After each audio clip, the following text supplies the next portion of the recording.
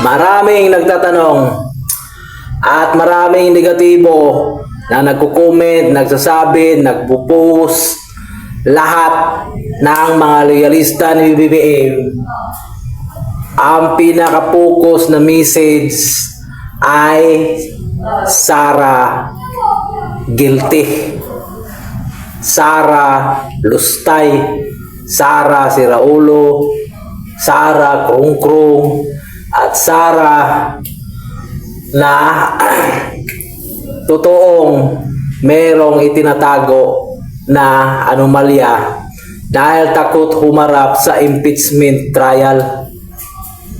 So yan ang mga bukang bibig palagi sa mga loyalista ni BBM, sa mga trolls ni BBM, sa lahat ng mga loyalista ni Bangag, na palagi nilang sinasabi na guilty daw si Sara at may itinatago, at totoo ang aligasyon na siya si Mary Grace Piatos o 11 million yung milyon na nilustay daw. Yan. So masasabi ko, gumawa ang komite ng mini trial, at ang tanong, meron ba silang otorisasyon sa batas o sa konstitusyon, sa batas sa Pilipinas, na pwede nilang sa pilitang papuntahin si Sara, si Ma'am Sara Duterte o ang BP natin? Walang nakasaad sa batas na siya ay sa pilitan o pilit na pumupunta doon at pupuntahan niya ang reklamo. At isa pa, mini trial, mini sa Bisaya pa mini, ang tapag sa Tagalog pa piki. Ngayon, tatanungin ko kayo, kung ikaw kaya isasakdal, kung ikaw kaya reklamo ng mga aligasyon na walang matibay na ebidensya, tapos ang nagreklamo doon ang komite, galit sa'yo, at lahat ng mga nakapaligid sa kanya puro mga buhaya at kalaban ni BP Sara, lahat sila nagkunsaba, nagplano para patalsikin o ikuntim kapag siya ay dumalo. At hindi pa sila nakuntinto sa kagahaman sa kapangyarihan nila, gumawa pa sila ng isang hakbang na utos sa panig ni BP Sara, ay hindi dapat makialam ang kanyang mga abogado, kanyang mga source. Dapat siya lang ang magsalita. Hindi pinapayagan ng mga abogado ni BP Sara na magsalita.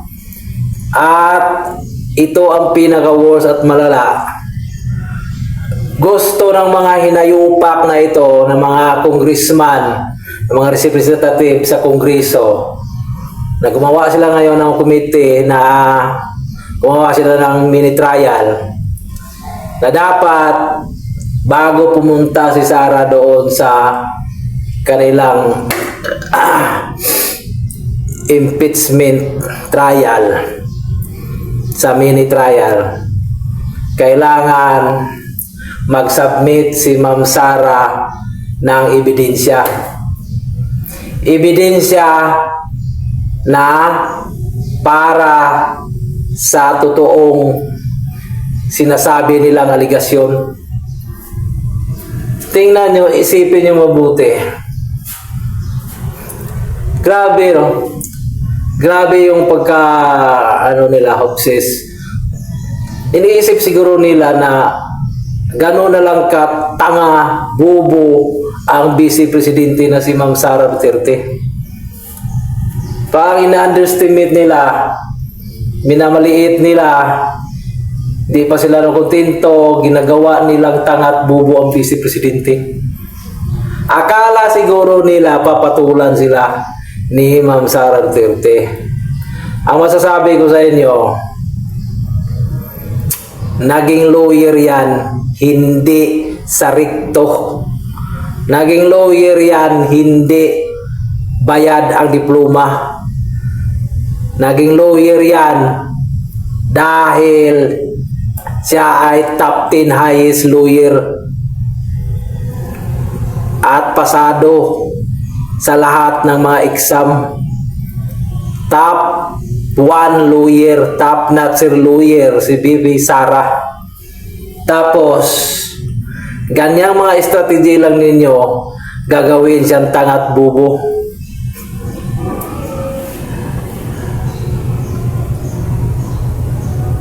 Bago kayo mag-congressman, dumaan muna kayo ng mayor para malaman ninyo kung ano ang tunay na serbisyo. Kayo mga hinayupak ng mga congressman, itong si Luistro na kung akala mo siya ang ano ngayon sa lead of committee sa itong impeachment trial ni Sara. Ikaw, Luistro, ang lakas ng loob mo, hinayupa ka. Hindi mo nga papakulong ang sarili mong asawang rapist kung sintidor kang animal ka at nagiging mambabatas ka, gumagawa. Only the Philippines, dito talaga mga hinayupak ng mga balahura itong mga congressman. Gumagawa ng batas pero sarili nilang mga asawa merong kaso na mabigat.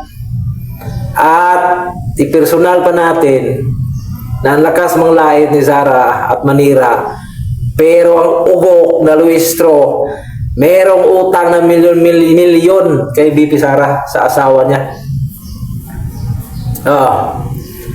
At dagdag pa itong dilema na drag queen sa Muntinlupa, ang ginagawa niyang laboratory, convicted.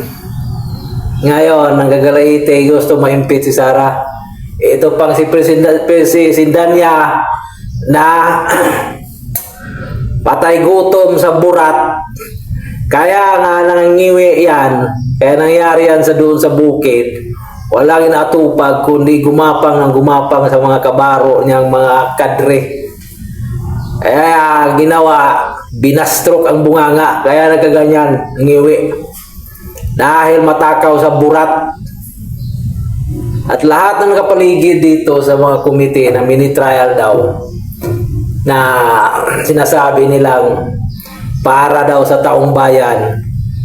Ang totoo, kayo lang mga taong bayan dahil nakatanggap kayo ng mali-malita. Inutil. Tapos pinagtutulungan nyo ang Vice Presidente dahil alam nyo na malakas siya at wala talagang tatalo sa kanya kapag tumakbo siyang presidente. Sino itatapat niyo sa Luzon? Na halos ang mga politiko sa Luzon, puro mga magnanakaw at sindikato. Ni isa sa Luzon, walang mapili na matino na presidente. Puro mga sandamukal na mga inutil at ugok. Ito lang ang masasabi ko sa inyo. Sa mga presidente yung nagdaan. Kahit isa-isahin natin. Kahit sa mismo baluarte ninyo sa Maynila, hindi nyo ni isa walang nakapag-isip na iparihab o ipalinis ang Biwok, ang Subic dyan sa Manila Bay. Mismo pa ang taga Davao na si Rodrigo Duterte na Bisaya ang nakapag-isip na iparihab at linisin ang dagat sa Subic dyan sa Manila Bay, na ilang nagdaan na presidente wala ginagawang tae ng dagat, tambaka ng mga tae ng mga tao, basura, lahat. Ganyan ang mentalidad ng mga presidente sa Luzon. Ang iniisip lang ang bulsa nila kung paano mapuno at kung paano magpayaman. Ang mga tao sa Maynila nasasanay na lang sa kahirapan, nasasanay na lang sa squatter, nasasanay na lang ng mga ayuda dahil wala naman silang magagawa sa mga politikong hanggang ngayon ang iniisip ay ang kapakanan sa kanilang bulsa, hindi kapakanan ng mamayang taong bayan. Yan ang totoo. Si Duterte lang ang nagpamulat at gumagawa ng history sa buong bansa ng Pilipinas nang pinaglalaban ay katayuan ng isang mahirap at ordinaryong Pilipino. Wala siyang pakialam sa mga mayayaman dahil sa totoo lang, ang mayayaman ay walang pakialam sa mga mahihirap. Yan ang katotohanan. Kaya hindi tanggap ng mga mayayaman na magiging presidente uli si BP Sara dahil sila ang maghihirap sa kanilang negosyo na mayroong mga tiwali at mga anomalya. Ayaw nilang harangin ang kanilang mga ginagawa, mga smuggler, mga illegalista, o lalo na itong mga elitista, mga oligarko na ganid sa kapangyarihan at pira. Kapag ang Duterte ang namumuno sa Pilipinas, ang maghihirap ang mga mayayaman dahil kakalkalin ang kanilang mga ginagawa. Kung nagbabayad ba sila ng buwis, kung nagbabayad ba sila ng tamang tax at buwis. Di wala nakikita sa lahat ng presidente. Si Porme Rodrigo Duterte lang ang naniningil ng mga malalaking negosyante tulad ni Lucio Tan. Yan. Kung walang ganyang mentalidad na presidente na kamay na bakal, ang Pilipinas ay hindi titino. Kahit sabihin ninyong mamamatay tao sa presidente, ito lang masasabi ko, kailangang magsakripisyo, pumatay para tumino at magsitigil ang mga kriminal sa buong Pilipinas. Dahil alam natin na mga Pilipino ay puro matatapang magnakaw, matatapang pumatay, manghuldap, mangakyat bahay, mangrape, lahat ng krimen nandito sa Pilipinas. Kahit Luzon, Visayas, Mindanao, siksikan ang mga kulungan sa sobrang daming mga pusakal na kriminal sa Pilipinas. Kailangan maging presidente ay kamay na bakal. Kung wala yan, bibibihin nyo, ang mangyayari, gagawin lang tayong baboy na ihawin. Isyo ngayon. Kung gusto nyo magbagong sistema ng Pilipinas, vote Sara for President.